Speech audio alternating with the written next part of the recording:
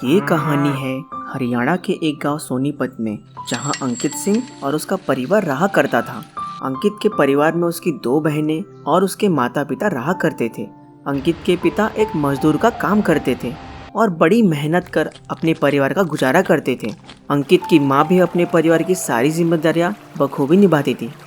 ऐसे ही एक दिन अंकित अपने पिता से कहता है, बापू आप इतनी मेहनत करो, मैं आपकी मदद करना चाहूँ, मैं अपने परिवार के लिए कुछ करना चाहूँ।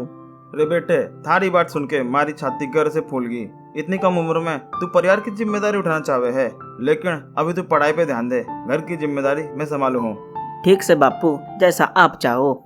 ऐसा कहकर अंकित वहाँ से चला जाता है। अपने कमरे में जाकर वह सोचने लगता है कि वह जरूर ऐसा कुछ करेगा जिससे उसके माता पिता को वो एक अच्छी जिंदगी दे सके। अगले दिन अंकित तैयार होकर स्कूल के लिए निकल पड़ता है। अंकित बड़ी लगन से पढ़ाई करता है। एक दिन वो स्कूल से आ रहा होता है, तभी वो अपने पिता को कसरत करते हुए देखता है। बापू आपने कभी बताया नहीं कि आपको कसरत करना पसंद है। बेटे, मारे को खेल कूद में घनी रुचि थी, लेकिन फिर हमारी शादी हो गई, मारे पे जिम्मेदारियां आ गई। अब तो मैं खेल कूद करना भी भूल गया। थोड़ा समय मिल जावे है तो शौक के लिए कसरत कर लू हूँ। जा बेटे घर जा, मैं काम खत्म करके घर आऊँ हूँ। जी बापू। ऐसा कहकर अंकित घर के लिए निकल पड़ता है, लेकिन अपनी बापू की कही हुई बात उसके दिमाग में घूमती रहती है। घर पहुंचने के बाद वो फैसला लेता है कि वो अपने बापू की अधूरी इच्छा जरूर पूरी करेगा और खेल कूद में अपना भविष्य बनाकर रहेगा। ऐसे ही कुछ समय बीत जाता है।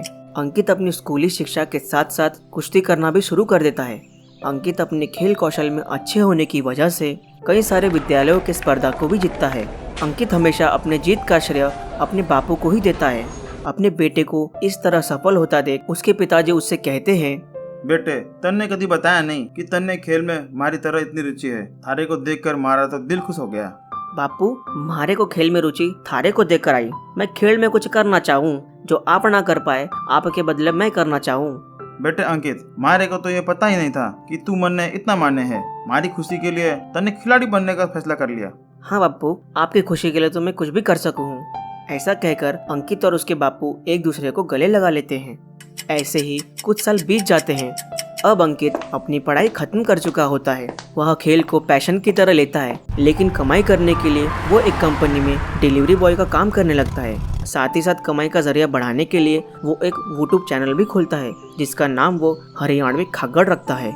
ऐसे ही समय बीत रहा होता है, किंतु अंकित यूट्यूब चैनल पर कुछ खास नहीं कर पाता, जिससे वो निराश होने लगता है। उसे ऐसे निराश देखकर उसके बापू से कहते हैं, बेटे, निराश होने की जरूरत को नहीं, तू मेहनत कर, बाकी सब भोलेनाथ के वाले छोड़ दे। वो सबकी सुने हैं और देखे भी है। मारा विश्वास मैंने बोल रहा है, तू एक दिन खूब नाम कमावेगा। बापू आपका शुक्रिया, आपने मारे पे भरोसा दिखाया। मारे लिए इतना बहुत है। आज से मैं घनी मेहनत करूंगा और आपका सपना जरूर पूरा करूंगा।